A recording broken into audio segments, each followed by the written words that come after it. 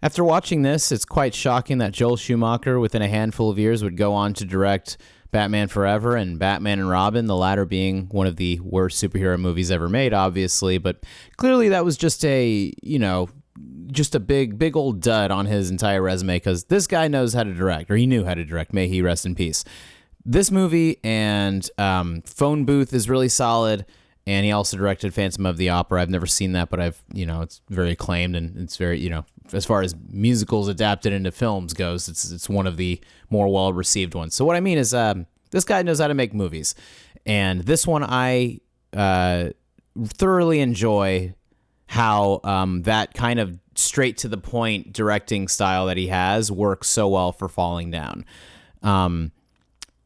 I can tell that Schumacher was the kind of director that would just get to the fucking point. And I really appreciate that when it comes to how that worked with this movie, is because from the first opening scene, which is very inspired by the opening scene of 8.5, apparently, and I kind of caught on to that immediately. I was like, why does this look so familiar? Because I just watched that within the last year as well. But what was kind of crazy is right off the bat, the movie was so good at getting you to understand where this character is coming from and why he feels the way that he does. He's a total psychopath and goes on to just, commit a bunch of heinous acts and crimes and hurts, people that he in his head is justifying or deserving of it, or he basically snaps. It's the classic, this guy can't take it anymore, and he's let a lot of his emotions pile up over time like a pressure cooker, and he's finally snapped. And just something as I think we can all relate to this, something as simple as waiting in traffic in his car in the heat with a bunch of people making a bunch of noise and a bunch of chaos happening, and then there's a mosquito, biting him. It's just Schumacher was really good at showing all those details, or making you almost side with this guy who's a total psychopath. We've seen this kind of story before, but the way that this one is done, I really appreciate that Michael Douglas's character is just fed up with like society and how bullshit a lot of the things are. And while he's right, Robert Duvall's character is a really lovely contrast to that, because while both characters are putting up with a lot of shit and dealing with a bunch of crap that they don't want to deal with, Robert Duvall just knows how to handle it, and knows how to handle Robert Duvall's character. His whole backstory is that he's taking care of his wife, who's literally lost her mind after they lost their young infant daughter to sudden infant death syndrome. So he's literally dealing with his wife going crazy, and it's his last day of retiring when the movie takes place. It's like all within a day. And I really appreciated how they just showed these two characters are dealing with very similar situations from a general standpoint, as far as a lot of things out of their control, a lot of things that are very just bullshit that they shouldn't have to deal with, but they do. And Robert Duvall's character is just the way that his attitude is, and the way that they wrote, whoever, I forget who wrote the screenplay for it, but the way they wrote his character is all it was what I noticed as I was watching it was the huge difference between the characters was one had purpose and one didn't. Robert Duvall, as much as his wife wants him, he's actually, turns out he's retiring early because his wife is, very nervous that he's that he's going to die and all this shit. So, Robert Duvall has purpose. Meanwhile, Michael Douglas's character doesn't. And that's a huge tell as far as why the characters deal with their situations in different ways. Robert Duvall's got all this shit going on, but he is so focused on his job, and you can tell that he loves being a cop, and he loves what he does, and he feels comfortable. All of his buddies at work, even though they're a bunch of shit, some of them are real shitheads, he, loves what he does. He feels, he uses his productivity, and I can relate to this very much right now in my life. He uses his work and his productivity to distract himself from those things, while, Michael Douglas's character essentially let it pile up to this point where he's in his late 30s and just fucking snaps. It's such a great setup though too, because in the very beginning he's on the phone with his wife, or his ex-wife. I mean, it's funny how he's using phone booths in the movie, and not not necessarily phone booths, but the it's been so long since I've just, public telephones, or is that what they were called? Like public telephones. He's using that and he keeps trying to call his ex-wife in the beginning. He keeps calling her and doesn't say anything to her, and then she hangs up on him.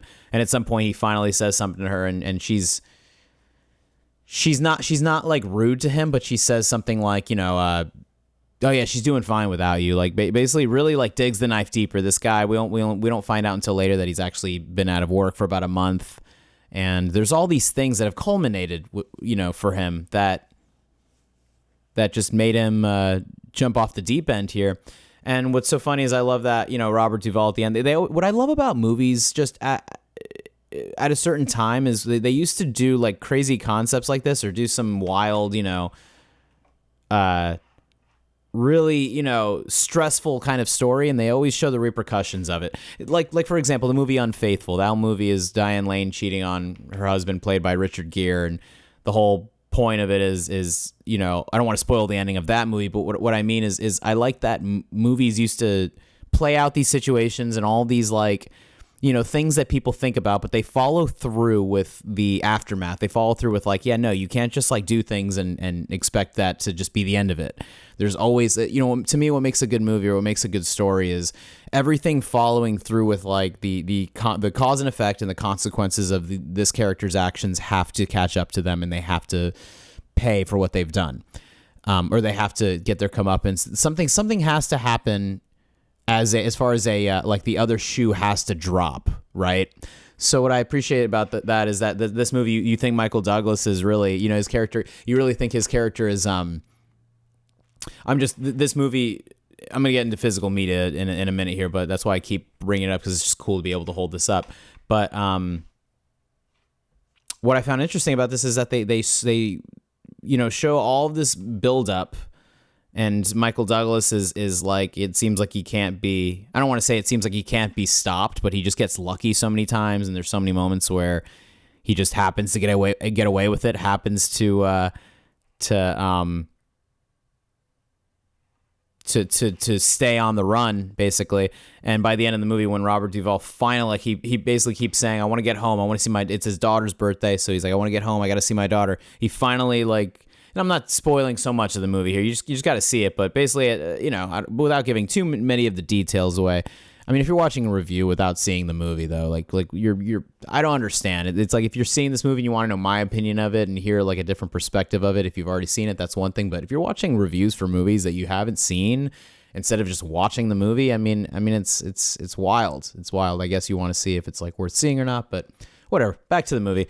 Robert Duvall, tells him at the end, yeah, you can't do this. Doesn't give you the right to go and scare people. And he's literally like going and bringing guns into like a fast food establishment and losing his shit because of them being 5 minutes past breakfast time ending and like, just all of the, and while you get where he's coming from, it's funny. Like you get, there are so many times where he's just trying to make a point that I can relate to. I would never use it with weapons. I use it with my words. It's kind of all I have because I'm not a violent person by any means. But it's what I love about it is that throughout the whole movie he's justifying like every single thing that he's doing, every single person he hurts or any person he threatens with his guns, this bag of guns that he just gets lucky and they happen to fall in his lap, essentially.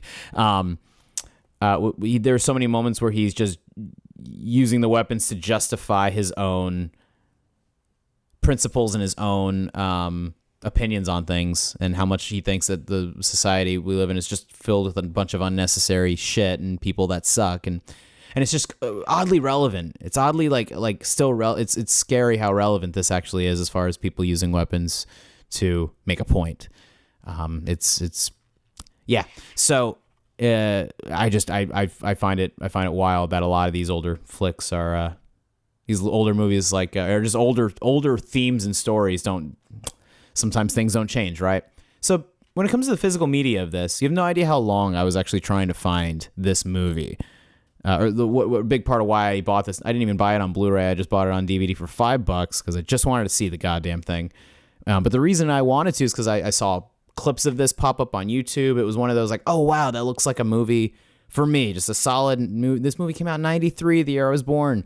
And like a solid movie that's just like knows what it is, and I'm always a fan of like a character snapping or a good revenge story, just because I really relate to angry characters. I relate to characters that are overreacting, I guess, too, because I'm always forever dealing with those problems myself. But you have no idea how many times I was trying to find this fucking movie on streaming or whatever. I would always look it up on the Apple TV. Sometimes I'd see it pop up, sometimes I wouldn't.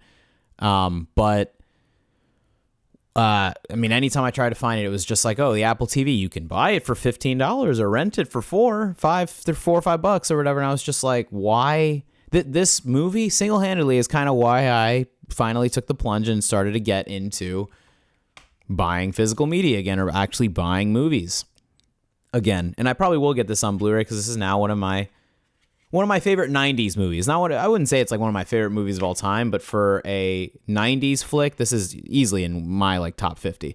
One of my favorite approaches, like this specific like type of movie where a character snaps. This is probably like one of the top 3 easily. Because Michael Douglas's performance is so good. He's so good at playing crazy, but like understandably crazy. Or, you know, there's so many times you could see him like trying to control himself though too. The whole thing is his wife said he's never done anything violent, but she could always tell that he had that urge or that. So it's like literally like he's never done a single thing except never laid a finger on anyone or done anything remotely violent until the events of this movie. So yeah, I basically couldn't find this shit, or it wasn't easy to find it on streaming. I didn't want to like, you know, do it on the phone. You know, it's so funny how like people, you literally don't even have to pay for streaming. You could find almost anything on your phone, most likely, pull up a stream, like an online free stream, throw it on the TV, you know, like screen share on the TV and watch almost virtually anything that way. However, all my years of doing that and how many times I've been with friends and they've just kind of pressured me into watching a movie, even though it had fucking like foreign language subtitles on it and was very distracting. Like one of my buddies, like, you know, kind of pressured me to watch the first Joker movie and it had fucking like Korean subtitles on it the whole time. Completely like fucked with my experience watching it. I've never been the kind of person that's okay with watching a lesser quality bootleg movie unless it was like the only time I enjoyed that was when I watched Jackass #2 because it had just come out. I didn't know when I was actually going to be able to see it because it was rated R and I was like 12 or 13 when that came out. And that movie, it's like the footage is good enough to where like it doesn't matter how you watch. Like you could watch Jackass, any of the Jackass movies or any of the clips from the shows on a phone or anything, and it's going to be pretty enjoyable. But besides that, I've never enjoyed a lesser quality picture or you know seeing bootleg versions of movies, and that just frustrates me. Like as far as like I would never like just watch shit for free and deal with like all the ads popping up. Like I've done that. That's how I watched all of Dexter when I didn't torrent shit yet. I was just starting to learn, you know, find out how to like stream stuff for free when I was younger or whatever. And I've never enjoyed the frustration of that. I popped the movie in, I pressed play, and it fucking played the movie. I mean, it's ridiculous how much better this actually is. Is it costly? Yeah. I got a couple of early birthday presents for myself soon, and I you know, definitely felt the hit of that. But with movies, you know, as long as you get like all the ones that you really like, or, you know, with gaming or anything like that, as long as you get like the stuff that's like your favorite and the stuff that you actually want like for the rest of your life, I don't know if that would ever be like a waste of money or a waste of an expense to get something that you really want to have no matter what. It was Christmas recently. I wanted to watch 8 Crazy Nights again just because I have like a lower quality, like 4:3 rip of it on my computer. And I tried to find it, like I think it was on Tubi with ads, you know? So if I want like a high quality version of something, I feel like I just have to own it or an instant way of guaranteeing that I can watch something no matter what. It feels like I have to own it at this point. And there are certain movies like that. I actually am a huge fan of Adam Sandler's movies up until Click. I would say Click was the last like, pretty decent movie that he made. And I want to get all of those because those are that's my childhood. And that's like, you know, a lot of them, like I just want to have my favorites and I want to have the movies that I really enjoy. And this is definitely one of them. This was a thoroughly enjoyable movie that doesn't it never feels like the plot is slowing down. It just tells the story. I love movies that just get to the fucking point, and there's no like doubtful like as much as I love ambiguity in general with a lot of things. I mean, Lost is one of my favorite shows, and it's one of the most ambiguous, nothing gets answered type of experiences of a story, and a lot of things do get answered. I have all sorts of videos talking about that, but Lost plays into that. Damon Lindelof in general loves doing that. He loves leaning into ambiguity, and a lot of people do like to do that. But I love when movies are like this, and it's a total opposite, and it's just like, nope, everything is exactly what it is, and there's no like second guessing it. I love that like older movies feel like you're never like questioning like, like, oh, is that really what happened in the story? Like, yeah, like every bit of like what happens here, like and you feel that severity of the situation with this character. You feel the weight of his actions by the end of it. And he looks so like you can even tell like in just this picture, like with his broken glasses there's a great moment that like shows that. And I love those little details. Like there's literally a moment in the movie that like literally shows how he broke those glasses. I don't know how many movies do that nowadays. You see action movies, it's like they just happen to have bruising and scars and all this shit, but they never show like in detail like what's happening specifically to make that happen. And why is that easier? Because with this, they needed a script supervisor. They needed to make sure the continuity of that was on point. They needed to make sure like all of that followed through. But I guarantee that was in the script and a very key part in the in like just where his character is at. Because the way that happens is when he's like fighting a friggin' Nazi, and that was a really interesting moment of that. This guy, it's like in the beginning of the movie, you wonder if this guy's like racist. He's like criticizing. You almost wonder if the screenwriter is like a racist, or it's just they a lot of movies in general obviously always love to bring up like racial issues in their stories. But the very beginning of this movie, it's like Michael Douglas criticizing a Korean convenience store owner, and then these two like Mexican dudes approach him in the hood, and they're so stereotypical like LA, whatever, like LA Hector fucking type of guy. These two guys, approach him. So there's a lot of like, race things, but all of a sudden he's encountering a Nazi who's just homophobic as shit and saying all these racial slurs, like a real piece of shit. And he just, like the guy says, that's a really lovely relevant like like the relevance of that nowadays is actually it's actually really an important scene now that I think about it. Essentially, when he meets the Nazi, or he goes with the Nazi, the Nazi gun store like war equipment owner, he like owned it was like a place where they sold camouflage boots, whatever, that type of shit, like hunting. He owned a hunting store basically.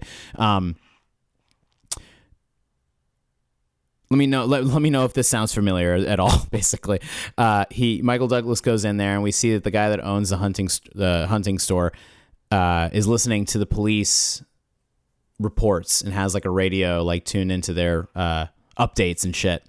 And he, basically protects Michael Douglas's character. At first, one of the cops, like literally trying to find him, comes into the store, and the Nazi like fucking closes these drapes or whatever, and pushes the bag of guns out of the way, and says, oh yeah, no, he's not here. And then the guy like brings Michael Douglas to the back of like where he's got all this hidden shit, and there's all these like swastikas all over the place. And he says, I heard about what you're doing. I'm just like you, man. I'm just like, and Michael Douglas is like, you're nothing like me. I'm an American, and you're a Nazi psychopath or whatever the hell he said. He basically, it's this lovely moment of like, some people would look at this type of character, and they use like what happens in the media or what happens in the world in general. People always use it to try to justify their own agenda. And that was such a lovely moment of like, yeah, times have not really changed. Do we know people that use violence to justify their personal opinions and philosophies of the world? I think we do know a lot of people, and that's always been a thing. That'll always be a thing, because human beings are very strongly opinionated and very angry, violent creatures. So I don't think we'll ever get away from that. But I just thought that was a really wild moment that that made me think. That got me thinking. And this movie is what fucking as old as I am now. It's 33 years old. Jeez, I'm gonna be 33 in a couple months.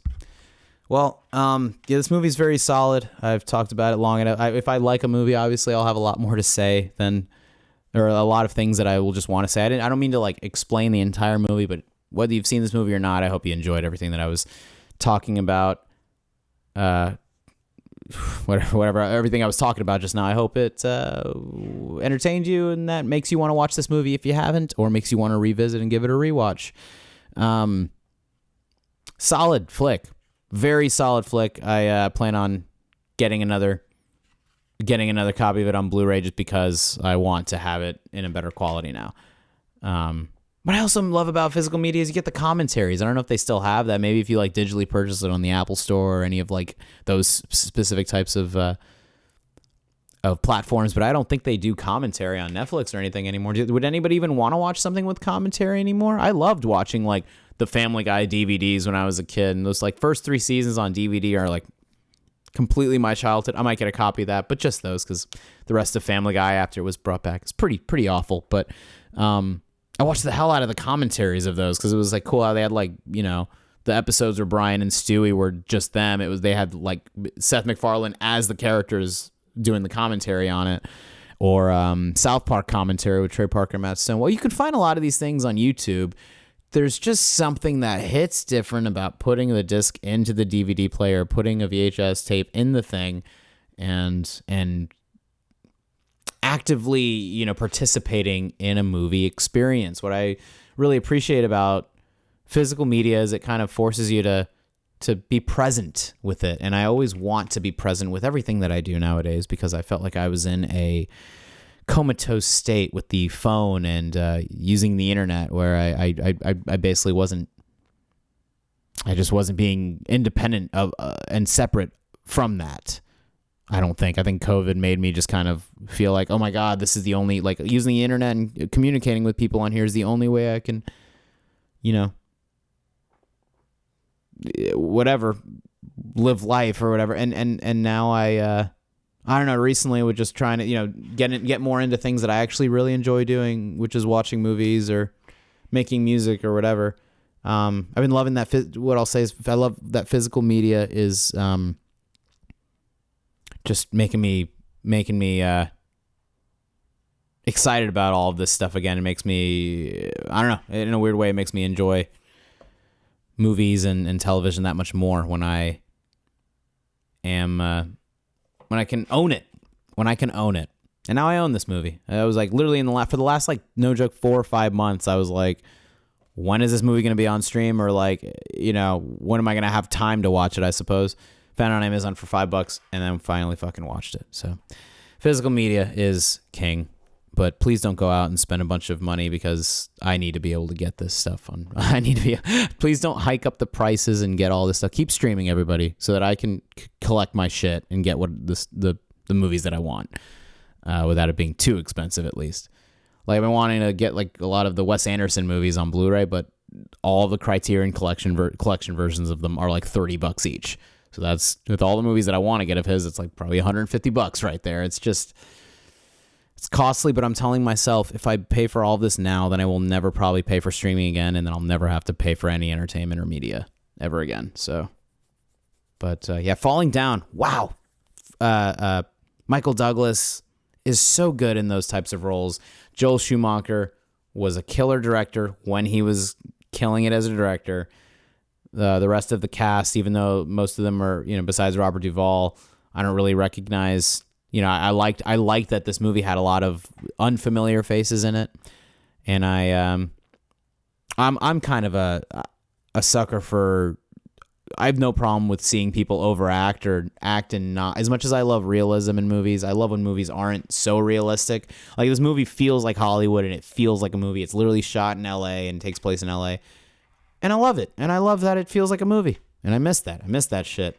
A lot of shit takes, a lot of TV shows and movies take themselves so seriously now that I'm kind of just, I don't know. I don't care. I don't really, and then this is on me, I guess. I consider myself a film and TV buff and a lover of all media and entertainment, but I just don't go out of my way to watch modern movies as much as I used to, because I'm just kind of, I don't know, I'm still catching up on a lot of these movies, a lot of the classics, and a lot of the older movies that I have been kind of putting off. So I'm basically in a state of like, all right, let's catch up on all these older movies, and then when I hear of the acclaimed movies are still being talked about, or you still hear like that they're relevant or whatever, obviously eventually I'm going to go see One Battle After Another and Sinners and Marty Supreme and, you know, Hamnet and all these movies coming out nowadays. Eventually 100% I'm going to see all of them. I'm just not in a rush to, because I still have so many other flicks to get through first. And that's what this channel will be dedicated to from now on forever. It's just me talking about whatever I feel like talking about and being myself. And one of the things I really love talking about is movies and TV. I've always obsessively enjoyed talking about movies and television and music, to where I just have to befriend other people that are into that stuff. Because if you don't like movies, or you're not into TV shows and music like hardcore, I'm just gonna get fucking bored trying to have a conversation with you. So I hope that this is a conversation starter. If anyone wants to talk about any of this in the comments, I will be there. I will at least be keeping tabs on it, because I've realized I just love to try to start a conversation or try to get things moving when it comes to, you know, lighting a fuse that could bring people together. I've always enjoyed that. Maybe that's why it was hard for me to leave social media, is because I felt like I had my own little place on there where I was maybe bringing people together, or bringing, you know, attention to certain things that people appreciated. Either way, I love movies so much, and TV and acting and music and art and all of it. I love all of it so goddamn much. And I want to do it someday. I just want to, you know, make sure that I'm doing it the way that I want to do it. I'd rather write my own movie and do my own thing than star in a bunch of, you know, terribly written movies that I'm not really a fan of. So yeah, I hope to do this someday. I hope to make movies myself, and I do want to make a movie before I die, at least one feature length movie before I die. But and maybe, I don't know, hopefully I can do that sooner rather than later. But I love talking about this stuff, and I sincerely appreciate and love all of you if you enjoy hearing me talk about it. So thank you all so much. I think it's pretty cool that there's been more consistent viewership on this channel too. Like, I've seen at least like some double digit, consistent view, like 20 people consistently watching my shit. I'm happy. I love the 20 of you to death, and you're awesome. I don't want this to. I hope this YouTube channel stays kind of in an exclusive, hidden place too. I hope that, you know, that I can keep this special, because when something takes a life of its own and it's out of my control from a potential like popularity standpoint, then I don't really have as much of a, you know, as much of an influence on it probably. I don't know what I'm saying now. I'm sorry. I love stories and storytelling, and I love acting, and I love being a part of this stuff, and I'm going to watch more movies and talk about them. If you like movie reviews, TV reviews, food reviews, anything, any kind of anything, I'm just going to be giving my random opinions on things, and going to try to make you laugh, or shit, if you want to just throw this on and fall asleep to me talking in the background. I might do a video for that soon. I might make a video where I just talk about nothing for like 2 or 3 hours straight, so that people can fall asleep to something they don't actually have to pay attention to. If you want to see something like that, let me know. If not, you can fuck off. I hope that made you laugh. I love you all. Bye.